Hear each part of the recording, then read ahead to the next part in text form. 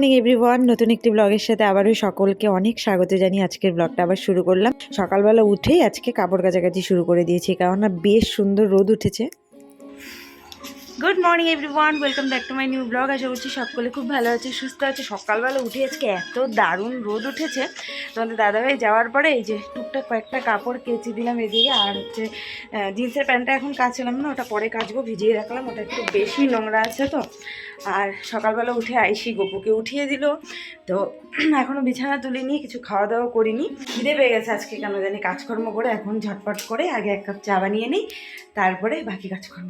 চলে আসলাম এদিকে বিছানাটা তুলে নিতে। ভাবলাম যে বেড কভারটা চেঞ্জ করবো না, তারপরে দেখছি হোয়াইট কালারের বেড কভার না, মানে 3-4 দিনও যায়নি এবার কেন জানি। আর বেড কভারটা একটু পুরনো হয়ে গেছে, তো তাই নোংরা নোংরা লাগছে। আর বিছানাটার বেড কভারটা তুলে এদিকে একটু তোষকটা ভালো করে ঝেড়ে নিলাম, কারণ খুব ধুলা ধুলা থাকে, তো একবারে ঝেড়ে ঝেড়ে এই বেড কভারটা পেতে নিলাম। এই বেড কভারটাও না অনেকটা রং উঠে গেছে।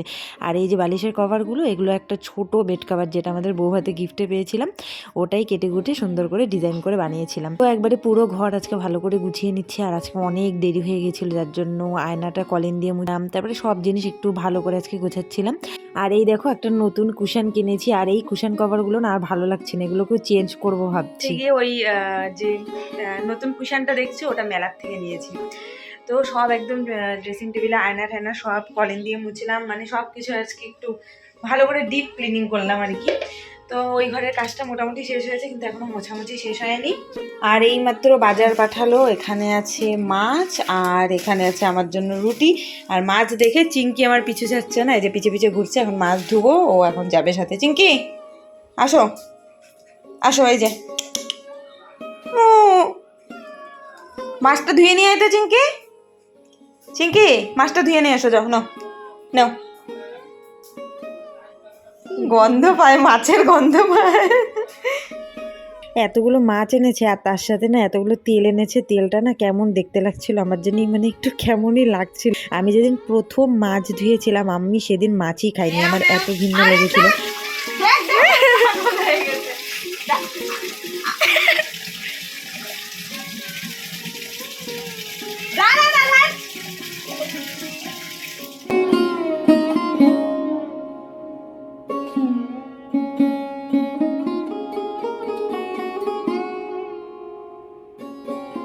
চিঙ্কি না আমাদের একটু অদ্ভুত টাইপের, ও মনে হয় যেন সব কথাই বোঝে।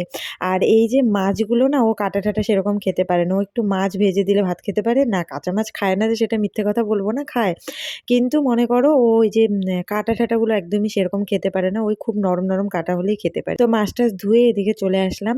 আর এদিকে এক ঢিপ কালকে সবজি এনেছে, প্রায় 1 বস্তাই বলা চলে, মানে ছোট বস্তা ছিল।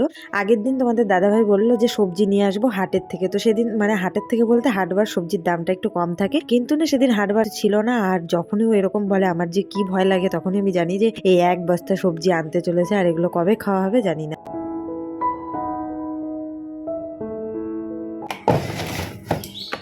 পুরো ফ্রিজ সবজিতে ভর্তি, আলু পেঁয়াজ রসুন আদা এখানে। আর এখানে এই যে দেখো, এখানে আছে ফুলকপি বাঁধাকপি বেগুন, তারপরে মটরশুঁটি বিনস এগুলো আছে। এখানেও আছে টমেটো ক্যাপসিকাম গাজর, তারপরে মটরশুঁটি ক্যাপসিকাম, এখানে ফুলকপি, এখানে আবার একটা বেগুন, এখানে আবার ধনেপাতা শাক, এখানে লঙ্কা। আর আর এখানে আরও দেখো কালকের সবজি আছে, এটা কালকে মানে এটা হচ্ছে কালকে না, এটা হচ্ছে 2 দিন আগে। আর ওখানে একটা ফুলকপি নিলাম রান্না করার জন্য, আর এই যে একটা বাঁধাকপি নিলাম রান্না করার জন্য। আর এই যে আছে কালকের শাক, এটাও বানাবো আজকে। তো বিয়েবাড়ির বাজার করে নিয়ে চলে আসছে, এখন কয়দিনে শেষ করি এগুলো জানি না। তো ফ্রিজে রাখলাম, না তো এত সবজি নষ্ট হয়ে যাবে। এখনো কাজকর্ম সারা হয়নি, আজকে না প্রচুর কাজের চাপ মনে হচ্ছে।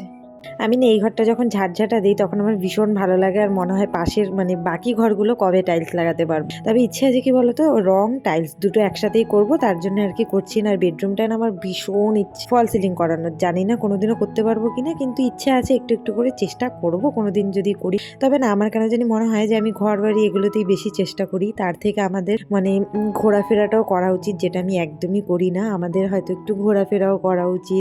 সবকিছু মনে করো সেভিং করে করে বাড়ি ঘর বানাই, নিজেদের শখ ফুর্তি কোনো কিছু পূরণ করি না, সবকিছু বাড়ি ঘরের পেছনেই লাগিয়ে। তো এদিকে দেখো স্নান করে এসে তাড়াহুড়ো করে আমি পুজো দিয়ে দিলাম।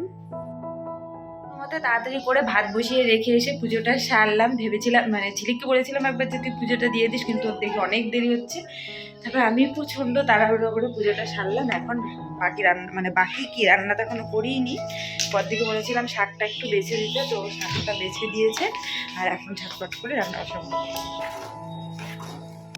তো এই ভাত তো প্রায় হয়েই গেছে, আর এদিকে মাছ ভাজাটাও বসিয়ে দিয়েছি। আর এখান থেকে চিংকির জন্য আগে একটা মাছ ভাজা করে খেতে দিয়ে দিব, কারণ এই টাইমে ওর খিদে পেয়ে যায়। আর পুজো দিয়ে এসে আমি যার জন্য চেষ্টা করি যে আগে ওর খাবারটা দেওয়ার। আর ও যখন খিদে পায়, মানে ওর বেশি যখন খিদে পেয়ে যায়, ও যখন ম্যাও করে না, আমার ভীষণ খারাপ লাগে তখন।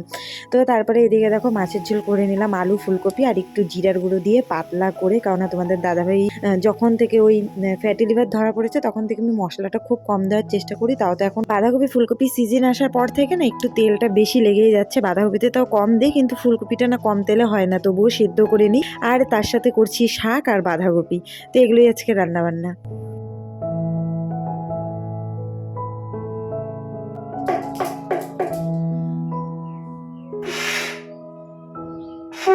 তো রান্নাবান্না সেরে আর ভিডিও করা হয়নি। আর সন্ধ্যাবেলা গিয়েছিলাম মেলায়, মা মাসি এসেছিল, মামাম এসেছিল, তো ব্লগ করা হয়নি। তো চলো আজকের মতো ব্লগটা এখানে এড করছি। ভালো লাগলে লাইক কমেন্ট শেয়ার করতে ভুলো না। নতুন হলে চ্যানেলটা সাবস্ক্রাইব করে দিও। দেখা হচ্ছে নতুন একটি ব্লগের সাথে। ততক্ষণ ভালো থেকো আর সুস্থ থেকো।